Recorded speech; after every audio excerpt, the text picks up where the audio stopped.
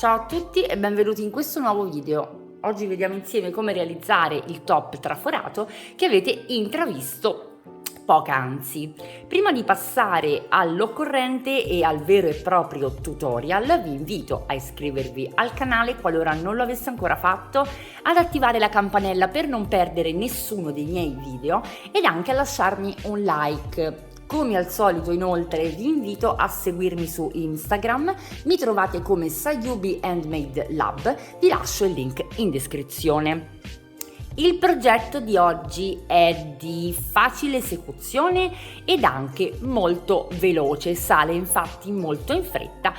Il consumo di filato è davvero irrisorio, come vedremo tra poco. Vi passo ad elencare infatti gli ingredienti di questa ricetta. Partirei con il filato. Questo è un cotone Mondial che, come vedete, ha come particolarità delle perline in legno che lo caratterizzano. Per il resto è un cotone 100%.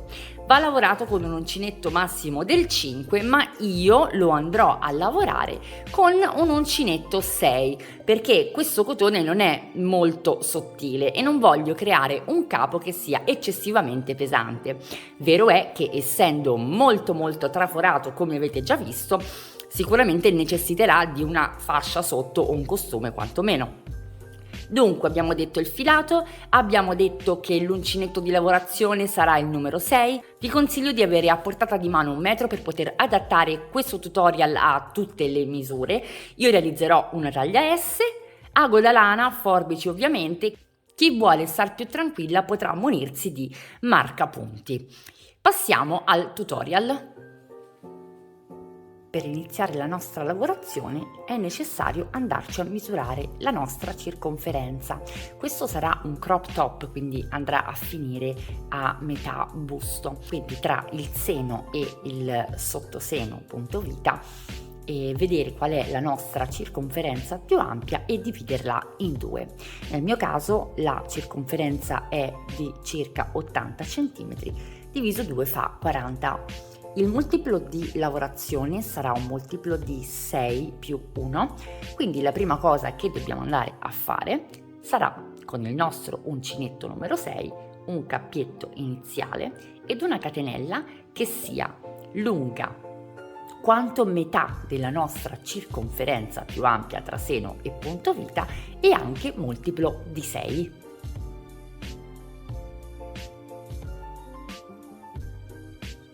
Per raggiungere la mia misura io ho impiegato 42 catenelle, multiplo appunto di 6. Ora realizzo una catenella in più, rientro nella seconda catenella dall'uncinetto con una maglia bassa. Da qui realizzo 7 catenelle,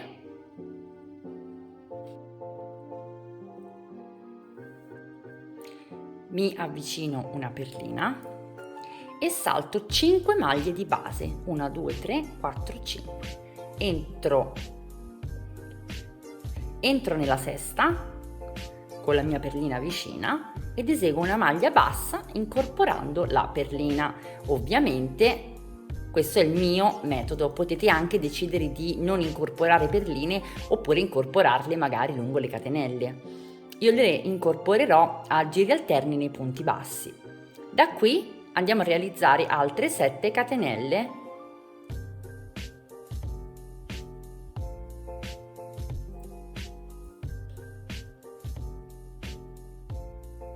e 7. Ci portiamo un'altra perlina vicino all'uncinetto e saltiamo altre 5 maglie di base per entrare nella sesta ed incorporare con una maglia bassa la nostra perlina. Quindi la prima riga di lavorazione effettiva del nostro punto rete Irlanda sarà 7 catenelle, saltiamo 5 maglie di base e eseguiamo un punto basso incorporando la perlina. 7 catenelle, saltiamo 5 maglie, punto basso incorporando la perlina, questo fino alla fine della riga. Chiudiamo la prima riga con una perlina e un punto basso nell'ultima catenella disponibile. Iniziamo la seconda con 7 catenelle, voltiamo il lavoro e andiamo a realizzare, senza perlina in questo caso, un punto basso nell'archetto successivo. 7 catenelle,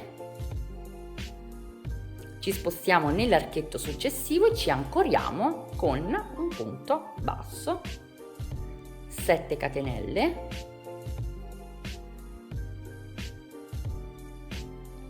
archetto successivo, ci ancoriamo con un punto basso. Proseguiamo la seconda riga sempre in questo modo, quindi con 7 catenelle e un punto basso nell'archetto successivo. Vi faccio vedere tra poco come concludere la seconda riga.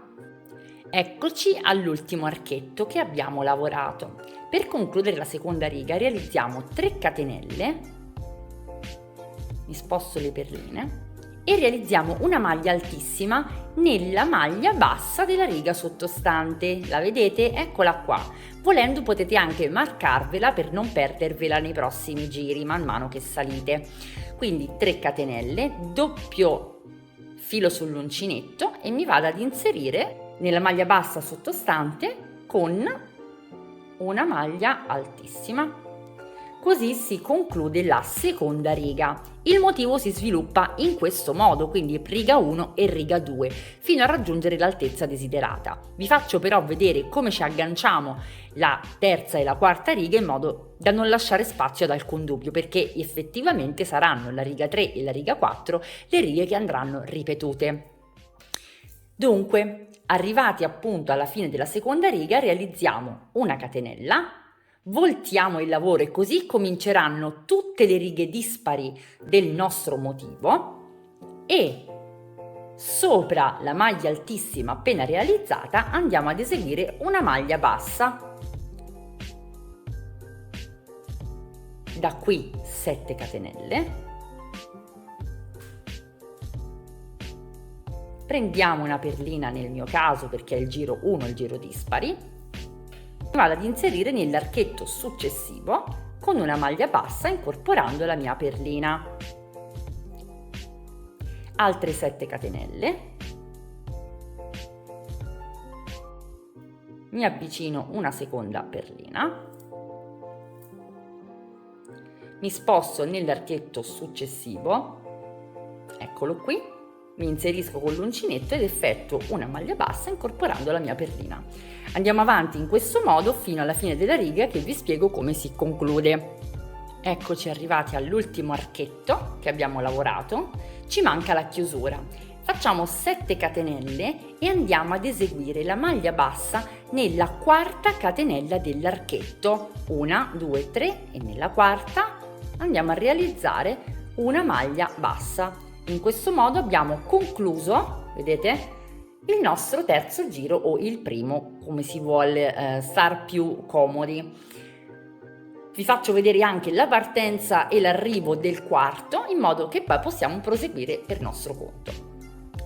Partiamo con la quarta riga, realizzando 7 catenelle, voltiamo il lavoro e ci andiamo ad inserire nell'archetto successivo con una maglia bassa, 7 catenelle, ci spostiamo nell'archetto successivo e ci ancoriamo con una maglia bassa, 7 catenelle, archetto successivo, una maglia bassa fino alla fine della riga e vi faccio vedere come concludiamo anche la quarta riga. Eccoci alla quarta riga, dobbiamo lavorare l'ultimo archetto che lavoriamo come di consuetudine con 7 catenelle ed ancorandoci all'archetto con una maglia bassa. Ora però dobbiamo chiudere la riga. Per farlo andremo ad eseguire 3 catenelle, 2 volte filo sull'uncinetto per andare a realizzare una maglia altissima nella maglia bassa della riga sottostante, in questo modo. Ed ecco come concludiamo il nostro motivo. Da questo momento in poi sarà molto semplice, in quanto le righe da replicare saranno la 3 e la 4. Da qui andremo a fare una catenella, voltare il lavoro e realizzare una maglia bassa nella maglia altissima appena realizzata, e poi proseguiremo di nuovo con le 7 catenelle, ancorandoci poi negli archetti man mano che proseguiamo con la riga. Ovviamente potete mandare indietro il video per riprendervi i punti di inizio e di fine delle 2 righe che ci occorrono, e potete proseguire ovviamente per l'altezza che voi desiderate. Io sto realizzando un crop top, quindi mi fermerò a circa una 25-30 cm. Vi ricordo ovviamente che i pannelli da realizzare devono essere 2 identici, quindi ci vediamo con il doppio pannello ultimato. Eccomi con i miei 2 pannelli terminati. Sono piccini, vi ho detto infatti che realizzavo un crop top circa di 26 cm di altezza, che scendesse proprio poco sopra al punto vita. Quindi vado ad unire i 2 pannelli, vi faccio vedere come tra poco. Intanto vi volevo far vedere che, contrariamente al primo pannello che vedete ricco di perline, il secondo l'ho realizzato quasi sprovvisto, solamente nella parte inferiore ho lasciato 2 righe di perline e poi ho proseguito senza. Questo per dare una sorta di dritto e rovescio, anzi di davanti e dietro all'indosso. In ogni caso l'indosso sarà indifferente. Come andremo ad unire i nostri pannelli sarà poi indifferente il davanti con il dietro. Io ho proprio variato la lavorazione, appunto mettendo le decorazioni, per crearmi appunto una parte posteriore. Come vado ad unire i miei pannelli? Intanto l'altezza, come ho detto, è di 26 cm nel mio caso, perché ho calcolato che dovesse arrivare poco sopra il punto vita. Proprio un crop top di tutto rispetto. E come vado ad unirli i 2 pannelli? Intanto ho creato già con i miei marker una sorta di divisione. Vedete, questa è la prima cucitura che andremo a realizzare dei 2. Vi faccio vedere meglio. Vedete, qui sono i 2 marker e qui sono gli altri 2. Qui andremo a cucire creando una sorta di spallina, se vogliamo. Mentre invece nel lato lungo ho lasciato uno scalfo molto scollato. Vedete infatti che andrò a riprendere la cucitura esclusivamente nelle ultime 2 righe di lavorazione, in modo da lasciare, avete presente le canotte da basket, no? Che hanno questa scollatura nello scalfo importante. Questo proprio perché questo vuole essere un crop top super estivo da indossare sopra il costume da bagno, sopra una fascia. È davvero un accessorio molto glamour, e quindi ho voluto lasciare questo scalfo di manica piuttosto lungo e quindi ampio. Andiamo a vedere come unire i nostri 2 pannelli. Ho messo i miei marker in questo caso. Ovviamente voi, se voleste uno scalfo un pochettino più, qualora voi voleste uno scalfo un pochettino più stretto, vi basterà naturalmente andare a misurare il vostro scalfo e andare poi a riportare la misura sul lato del vostro pannello. Mettete il marker e dal marker in poi andate poi a cucire. Dunque, vado ad incorporare i 2 pannelli e a far coincidere i marker. Eccomi qua, ho praticamente eliminato metà dei marker perché sono andata ad incorporare i 2 pannelli su un unico marker, vedete? Abbiamo già iniziato a capire la forma che avrà il nostro crop top, vedete? Ora non ci resta che andare a cucire tra un marker e l'altro. Vi faccio vedere come. Prendo il mio filo, uncinetto, mi vado ad inserire dove ho il marker esterno, prendo il filo, lo ancoro con una catenella, nello stesso punto rientro ed eseguo un punto basso, e da questo momento in poi vado a prendere una catenella di un pannello e una catenella di un altro pannello e le unisco con un punto bassissimo e una catenella. Vado avanti, prendo un'altra catenella di entrambi i pannelli ed eseguo un punto bassissimo ed una catenella. Ancora prendo una catenella di un pannello e la catenella del secondo pannello, le unisco in una maglia bassissima, realizzo una catenella. Mi trovo al marker e lo tolgo. Ecco fatto. E quindi prendo il punto basso di un pannello, il punto basso del secondo pannello e li unisco con una maglia bassissima, una catenella e taglio il filo. Sfilo ed ecco la nostra prima cucitura effettuata. Replico questa operazione anche dal lato opposto ed anche nei due lati inferiori, vedete? 1 e 2, sempre con un punto bassissimo ed una catenella. Arrivata anche all'ultima cucitura, vedete, io non ho ancora tagliato l'ultimo filo, intanto ho cucito tutte le estremità che ho elencato, vado a ripartire da dove mi trovo, quindi nell'ultima cucitura ho fatto la mia catenella, ne aggiungo un'altra e vado a realizzare un giro di rifinitura inferiore a mezza maglia alta lavorando sulle catenelle iniziali.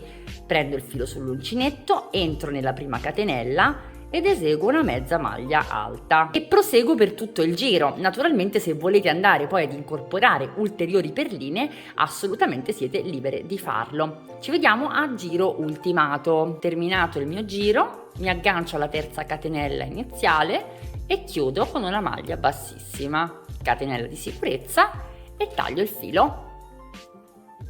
Ed ecco quanto mi resta di 50 grammi di filato.